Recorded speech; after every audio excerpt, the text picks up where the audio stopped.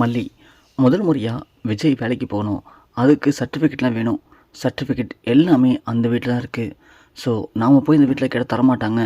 அதனால் நாம் பெரியம்மா சொல்கிற மாதிரி அநியாயத்து பக்கம் போய் தான் அநியாயத்தை தடுக்க முடியும் அப்படின்னு மல்லி தன் புருஷன் விஜய்க்காக அந்த வீட்டில் செவுரு குதித்து போய் யாருக்கும் தெரியாமல் ஃபைல் எடுத்துட்டும் வந்துடுறாங்க. ஆனால் வந்ததுக்கப்புறம் ராஜேஸ்வரி ரஞ்சிதா 2 பேரும் வெளியே வரும்போது பார்த்துடுறாங்க. பார்த்தோன்னே ராஜிமா யாரும் நம்ம வீட்டில் வெளியே போகிறாங்க, ராஜிமா திருடுன்னு நினைக்கிறேன், ஓடிவான்னு சொல்லி கத்திட்டு ரஞ்சி வெளியே ஓடியா ட்ரை பண்ணுறாங்க. அதுக்குள்ளே மல்லி பெரியம்மா அவள் பார்த்துட்டா போல, சீக்கிரம் ஓடுங்கன்னு சொல்லி 2 பேரும் ஓட ஆரம்பிச்சிடுறாங்க. ராஜி வந்து என்ன ரஞ்சி சொல்கிறேன், திருடுனா? ஆமாம் ராஜிமா திருடன் தான். ரஞ்சி நான் தான் உன்னை அப்பயே ஒழுங்காக பாரடின்னு சொன்னல. இல்லை ராஜிமா அப்போலாம் பார்த்தேன், அப்போலாம் வீட்டில் யாருமே இல்லையே, இவன் எந்த பக்கத்தில் வெளியே வந்தான்னு தெரியல ராஜிமா. ஐயோ ரஞ்சி சீக்கிரம் வந்து தொலை அப்படின்னு ரஞ்சி 2 பேரும் வீட்டுக்காக திறந்துட்டு வெளியே ஓடியாராங்க. வந்து பார்த்தா நம்ம செக்யூரிட்டி தூக்கிட்டு இருக்காரு. செக்யூரிட்டி எழுந்திரிங்க, யாரோ வீட்டுக்கு வெளியே ஓடினாங்களாம், எழுந்திரிச்சு பாருங்கள், கதவு திறந்து சேர்க்கணும் அப்படின்னு கதவு திறந்து பார்க்குறாங்க. அதுக்குள்ளே கரெக்டாக கதவு திறந்து வெளியே வரும்போது மல்லி அன்னப்பொண்ணி 2 பேரும் டேர்னிங் திரும்பிடுறாங்க. பார்த்தா யாருமே காணோம். யாருமே இல்லையாம்மா இங்கே அப்படின்னு சொல்கிறாங்க. இல்லை செக்யூரிட்டி, இங்கே யாரோ வந்த மாதிரி இருந்துச்சு அப்படின்னு சொல்லி வந்து பார்க்குறாங்க. நம்ம மல்லி குதிக்கும் போது கரெக்டாக மல்லியோட ஒரு வளையல் மட்டும் உடஞ்சி கீழே இருக்கிறத பார்க்குறாங்க. ராஜிமா இங்கே பாருங்கள், ஒரு வளையல் பீஸ் கிடக்குது. வளையல் பீஸ் கிடக்குன்னா அப்போது வந்தவன் திருடன் இல்லை, திருடி யாராக இருக்கும் அப்படின்னு ராஜி யோசிச்சுட்டு விட்டுறாங்க. இங்கே மல்லி அன்னப்பொண்ணி 2 பேரும் வீட்டுக்கு போகிறாங்க. பெரியம்மா இப்படியோ விஜய் ஆசைப்பட்ட மாதிரியே நாம் கண்டிப்பாக அவர் ஒரு நல்ல கம்பெனி வேலைக்கு அனுப்ப போகிறோம். இந்த ஃபைல் சர்டிஃபிகேட் இல்லைனால தானே அவர் ஒரு மாதிரி சோகமாக இருந்தார். சரி புள்ள, போய் கொஞ்ச நேரம் படுப்புல, நாளைக்கு விடிஞ்சால் உனக்கு கல்யாண நாள். இந்த நேரத்தில் இப்படி நைட்டு ஃபுல்லாக தூங்காமல் இருந்தால் என்ன புள்ள பண்ணுறது, போப்புல. இல்லை பெரியம்மா, எனக்கு மனசு ரொம்ப சந்தோஷமாக இருக்குது. ஏன்னா என் விஜய் எவ்வளோ நாளுக்கு அப்புறம் திரும்ப கம்பெனி வேலைக்கு போக போகிறாரு. அது நினைக்கும் போது எனக்கு ரொம்ப பெருமையாக இருக்குது. அண்ணன் பெரியம்மா விடுப்புல, இனிமேல் உன் வாழ்க்கையில் எல்லாமே நல்லதாக நடக்கும், புரியுதா? போய் படுப்போம் கொஞ்ச நேரம் அப்படின்னு சொல்லி போய் தூங்கிடுறாங்க. கரெக்டாக பார்த்தா மல்லி காலை விடிச்சு எஞ்சிக்கிறாங்க. நம்ம விஜய் குளிச்சுட்டு மல்லி வாங்கி கொடுத்த புது ட்ரெஸ்லாம் போட்டுட்டு வராரு. வரவும் மல்லி ஒன்று விஜயை பார்த்துட்டு, விஜய் இந்த ட்ரெஸ் உங்களுக்கு சூப்பராக இருக்குது விஜய் அப்படிங்கிறாங்க. ஓகே மல்லி நீ குளிக்கலையா, புது ட்ரெஸ்லாம் போடலையான்னு கேட்குறாங்க. இல்லை விஜய், நீங்கள் தான் இன்றைக்கி ஏதோ முக்கியமான இன்டர்வியூக்குன்னு சொன்னீங்களே, ஃபஸ்ட்டு இன்டர்வியூக்கு போயிட்டு வாங்க, அதுக்கப்புறமா நாம் குளிச்சுட்டு புது ட்ரெஸ்லாம் போட்டுட்டு வெளியில் கோயிலுக்கு எங்கேயாச்சும் போயிட்டு வரலாம். சரி மல்லி. ஏன் விஜய் இன்னும் ஒரு மாதிரி அப்செட்டாகவே இருக்கீங்க? இல்லை மல்லி, எனக்கு அந்த வேலை கிடைக்குமான்னு தான் கொஞ்சம் டவுட்டாக இருக்குது, அதான் போகலாமா வேணாமான்னு யோசிச்சுட்ருக்கேன். விஜய் என்ன இப்படி பேசுகிறீங்க? நான் தான் சொன்னேன்ல, நீங்கள் அந்த வேலைக்கு போகிறதா எனக்கு பிடிச்சிருக்கு அப்படின்னு. எல்லாத்தையும் நைட்டு பேசிவிட்டு இப்போது விடிஞ்சதுக்கப்புறம் ஏன் விஜய் இப்படி பண்ணுறீங்க? ஐயோ மல்லி, எனக்கு வேலைக்கு போகிறத பற்றி இந்த பட்சம் இல்லை மல்லி. ஆனால் அந்த வேலைக்கு போகணும் அப்படின்னா நம்மள்ட்ட எல்லாமே பக்காவாக இருக்கணும். என்கிட்ட சொன்னனே சர்டிஃபிகேட் மிஸ் ஆகுன்னு சொல்லிவிட்டு அதை பற்றி யோசிச்ச மல்லி. ஓ விஜய் ஒரே நிமிஷம் இருங்க விஜய் அப்படின்னு சொல்லிட்டு மல்லி போயிட்டு ஒரு ஃபைல் வந்து கொடுக்குறாங்க. மல்லி என்ன மல்லி இது? விஜய் இது என்னுடைய கல்யாண கிஃப்ட்னு நினச்சிக்கோங்களேன், ஃபஸ்ட்டு அதை பிரித்து பாருங்கள், உங்களுக்கு ஷாக்காக இருக்க போகுது அப்படின்னு சொல்கிறாங்க. உடனே விஜய் என்ன மல்லி இது அப்படின்னு ஃபைலை ஓப்பன் பண்ணி பார்க்குறாரு. பார்த்தா விஜய் எந்த முக்கியமான சர்டிஃபிகேட் மிஸ்ஸிங் சொன்னாரோ அதில் ஒரு சர்டிஃபிகேட் இருக்குது. மல்லி இது என்னோடய சர்டிஃபிகேட்டா? இது எப்படி மல்லி உன் கையில் கிடச்சிது? இது இங்கே தான் இருந்துச்சா அப்படின்னு கேட்குறாங்க. அண்ணப்பண்ணே, இல்லை தம்பி, இது நீங்கள் சொன்ன மாதிரி அந்த வீட்டில் தான் இருந்துச்சு. அப்புறம் எப்படிம்மா சர்டிஃபிகேட் இங்கே வந்துச்சு? அதுவா, எல்லாம் மல்லியோட திருவிழாடல் தான். புரியலையே. நேற்று நைட்டு நானும் மல்லியும் உங்கள் வீட்டுக்கு போனோம்.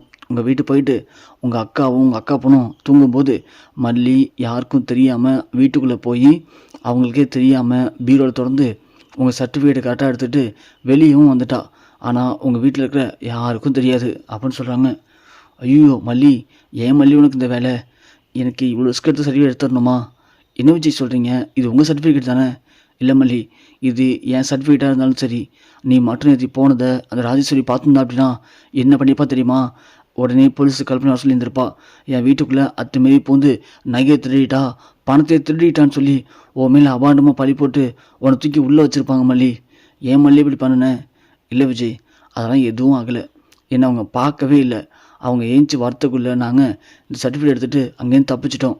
அதனால் எந்த பிரச்சனை வருது விஜய், நீங்கள் இப்போது கவலைப்படாமல் இந்த ஃபைல்ஸ்லாம் எடுத்துகிட்டு நீங்கள் முதல்ல வேலைக்கு போங்க அப்படின்னு சொல்கிறாங்க. சரி மல்லி அப்படின்னு விஜய் இன்னொரு வாட்டி பிரித்து பார்க்குறாரு. பிரித்து பார்க்கும்போது விஜய் ஒன்று இதை யோசிக்கிறாரு. மல்லி ஒன்று, என்ன விஜய் என்ன யோசிச்சுட்டு இருக்கீங்க? இது மல்லி ஒரு நிமிஷம் இரு மல்லி அப்படின்னு சொல்லி விஜய் யோசிச்சு பார்க்குறாரு. பார்க்கும்போது மல்லி ஒன்று, விஜய் என்னாச்சு விஜய், சர்டிஃபிகேட் மாற்றி தந்துட்டானா? சொல்லுங்கள் விஜய், எனக்கு ரொம்ப பதட்டமாக இருக்குது. இவ்வளோ தானே கஷ்டப்பட்டு வேலை செஞ்சோம், எல்லாம் வேஸ்ட்டாக போச்சா? சொல்லுங்கள் விஜய், என்னாச்சு விஜய்? இல்லை மல்லி, இதை பார்த்தியா நீ ஃபுல்லாக? இல்லை விஜய், இப்போ எடுத்து பார்த்து 2 இதில் உங்கள் பேர் இருந்துச்சு, அதனால் அப்படியே மொத்தமாக எடுத்து வந்துட்டேன். ஐயோ மல்லி, நீ எடுத்து வந்து என்ன தெரியுமா, நீ எடுத்து சர்டிஃபிகேட் தான் இல்லைன்னு சொல்ல, ஆனால் அதை கூட சேர்ந்து இன்னொரு முக்கியமான பொருள் எடுத்து வந்துட்டேன் மல்லி. என்ன விஜய் சொல்கிறீங்க? ஆமாம் மல்லி, அந்த ராஜேஸ்வரி என்னை எப்படி ஏமாற்றி என்கிட்ட ஒரு பத்திரத்தில் கையெழுத்து வாங்கினா, ஆமாம் அதே மாதிரி அவள் போட்டு வச்சுருக்க ஒரு எம்டி பத்திரத்தில் கையெழுத்தோடு இருக்குது மல்லி. இந்த பத்திரம் எப்படி ஒன்று கிடைச்சது மல்லி அப்படின்னு கேட்க, தெரில விஜய், அங்கே இருந்துச்சு, பார்க்க சர்டிஃபிகேட் மாதிரி இருந்துச்சு, எடுத்து வந்துட்டேன். ஐயோ மல்லி, இது ஒன்று போதும் மல்லி, இது ஒன்று போதும், இது அவள் கையெழுத்து தான், எல்லாமே தெரியும். எப்படி என்கிட்ட கையெழுத்தை வாங்கி என் சொத்து எல்லாத்தையுமே அவள் பேருக்கு மாற்றினாலோ, இப்போது அவள் போட்ட கையெழுத்து இருக்கு மல்லி நம்மள்கிட்ட. நாம் நினச்சா, நாம் விருப்பப்பட்டா அவள் பேரில் இருக்கிற எல்லா சொத்து பிஸ்னஸையும் இப்போது அவள் கையெழுத்து இருக்கிற இந்த பத்திரத்தில் நமக்குன்னு எழுதிக்கலாம் மல்லி. எழுதிட்டோம்னா கண்டிப்பாக அவள் பேரில் எதுவுமே இருக்காது, எல்லாமே அவன் பேருக்கு மாறிடும் மல்லி அப்படின்னு சொல்ல, அனுப்பினோடனே, தம்பி சூப்பர் தம்பி, கடவுள் ஒரு வழியாக நமக்கு கருணை காட்டிட்டாரு மல்லி. நான் தான் சொன்னேன்ல, என்றைக்குமே நியாயத்தை தான் நியாயமான வழியில் போய் போராடணும், அநியாயத்தை தட்டி கேட்கணும், அநியாயத்தை அடக்கணும்னா அநியாயத்தை பக்கம் போனால் மட்டும்தான் உண்டுன்னு சொல்ல மல்லி. பாத்தியா, நாம் இன்றைக்கி தான் முதல் முறை அநியாயத்தை ஜெயிக்கிறதுக்கு அநியாயத்து வழி பக்கம் போனோம். ஆனால் போன வாய்ப்புலேயே பாரு, நமக்கு ஒரே கல்ல 2 மங்கா மாதிரி விஜய் சாருடைய பத்திரமும் கிடச்சிச்சு, இன்றைக்கி நமக்கு விடிவுகளும் கிடச்சிச்சு மல்லி. இன்னும் என்ன யோசிக்கிறீங்க? விஜய் தம்பி, வக்கீல் கால் பண்ணி வர சொல்லுங்கள். வக்கீல் கால் பண்ணி வந்ததும் வக்கீல்கிட்ட அந்த பத்திரத்தை கொடுங்க, கொடுத்தா மீதி அவர் பார்த்துப்பார் அப்படின்னு சொல்லவும், விஜய் ஒன்றே நம்ம வக்கீல் கால் பண்ணுறாரு. கால் பண்ணி விஜய்கிட்ட அந்த பத்திரத்தை கொடுக்க வக்கீல் பார்த்துட்டு, பரவாயில்ல சார், இது ஒன்று போதும் சார், அது ராஜேஸ்வருடைய தலையெழுத்து நாம ஒட்டுமொத்தமாக மாற்றிடலாம் அப்படின்னு அவர் அடுத்த கட்ட வேலையை பார்க்குறாங்க. இங்கே ராஜேஸ்வரி நஞ்சா 2 பேருக்கும் என்ன பண்ணுன்னு தெரில. நைட்டு யார் வந்துட்டு போயிருப்பா, இந்த வழியில் யார் தான் இருக்கும், ஒருவேளை மல்லியாக இருப்பாளோ, மல்லி வந்தால் என்ன பண்ணியிருப்பா அப்படின்னு பீரோவில் போய் வந்து பார்க்குறாங்க. பீரோல் வந்து பார்த்தா எது இல்லை எது இருக்குன்னு ஒன்றுமே புரியல ராஜிக்கு. குழப்பத்தோடு இருக்கும்போது மல்லி, அப்புறம் அன்னபூர்ணி, விஜய், நம்ம வெண்பா குட்டி 4 பேர் வீட்டுக்கு வராங்க. ஏய் ராஜேஸ்வரி, ராஜேஸ்வரி வெளியே வாடி அப்படின்னு சவுண்டு கேட்குது. ரஞ்சி, யார் இது? ராஜிமா, கொல்லைக்கிட்ட மல்லி மத்துறது, வாங்க பார்க்கலாம் அப்படின்னு சொல்லி வெளியே போகிறாங்க. வெளியே போனால் மல்லியை பார்த்து ராஜி ஒன்று, என்ன மல்லி, என்ன காலையில் இங்கே சவுண்டு கொடுத்துட்ருக்க, என்ன பிரச்சனை உனக்கு சொல்லு அப்படின்னு சொல்லவும், வக்கீல் ஒன்று, மேடம் இங்கே பாருங்கள், நாங்கள் உங்கள்கிட்ட டீசெண்டாக சொல்கிறோம், இது எல்லாமே விஜய் சாருடைய சொத்து தான், நீங்கள் அத்துமீறி இந்த வீட்டுக்குள்ளே இருக்கீங்க, ஒழுங்காக நீங்களே அந்த வீட்டோட வெளியே போயிட்டீங்கன்னா இந்த பிரச்சனையும் இல்லை, இல்லைனா நாங்களாம் அவங்கள வெளியே அனுப்புகிற மாதிரி இருக்கோம். ஹலோ வக்கீல், படித்தது தானே நீங்கள், உங்களுக்கு தெரியாதா? ஏற்கனவே இந்த இருக்கன விஜய், இவனுடைய எல்லா சொத்தையும் என் பேரில் எழுதி மாற்றி கொடுத்துட்டான், இது எல்லாமே என் பேரில் தான் இருக்குது, சட்டப்படி நான் ரிஜிஸ்டர் பண்ணியிருக்கேன், அப்படி இருக்கும்போது இது எப்படி அவங்களோட வீடு ஆக முடியும் அப்படின்னு சொல்ல, வக்கீல் உடனே, மேடம் நீங்கள் சொல்கிறதெல்லாம் கரெக்டு தான் மேடம், இது எல்லாமே ஃபாஸ்ட்டு மேடம், ஃபாஸ்ட்டு, ஆனால் இப்போது ப்ரெசென்ட்டில் நடக்குங்கிறத புரிஞ்சுக்கோங்க, ஒரு செட் ஜாக்ஸ் தரேன் பாருங்கள் இந்தாங்க அப்படின்னு சொல்லி வக்கீல் கொடுக்குறாரு. பார்த்தா இன்னைய டேட்டில் ராஜேஸ்வரி கையெழுத்து போட்ட அதே பத்திரத்தில் நம்ம விஜய் பேரில் எல்லா சொத்தையும் மாற்றி எழுதுகிற மாதிரி எழுதியிருக்காங்க. அதை பார்த்ததும் ராஜேஸ்வரிக்கு சமாதிருச்சு. இது எப்படி முடியும், இது வாய்ப்பே இல்லை, இது நான் கையெழுத்து நான் போடவே இல்லை.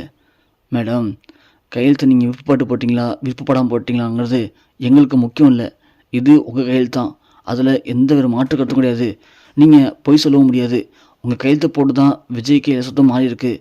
ஸோ நீங்களாக வெளியே போனீங்கன்னா நல்லது, இல்லைனா என்னையா பண்ணுவீங்க, என்ன பண்ணுவீங்க? மேடம் ஒரு நிமிஷம் மேடம், சார் உள்ளே வாங்க சார் அப்படின்னு சொல்கிறாங்க.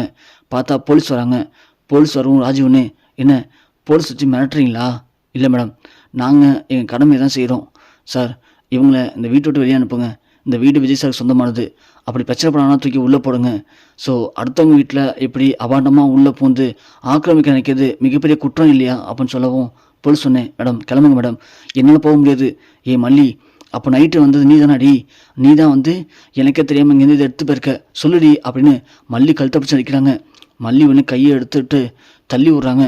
டக்குன்னு ராஜி ஒன்று மல்லி அடிக்க வரும்போது விஜய் பல்லான்னு வர விட்றாரு.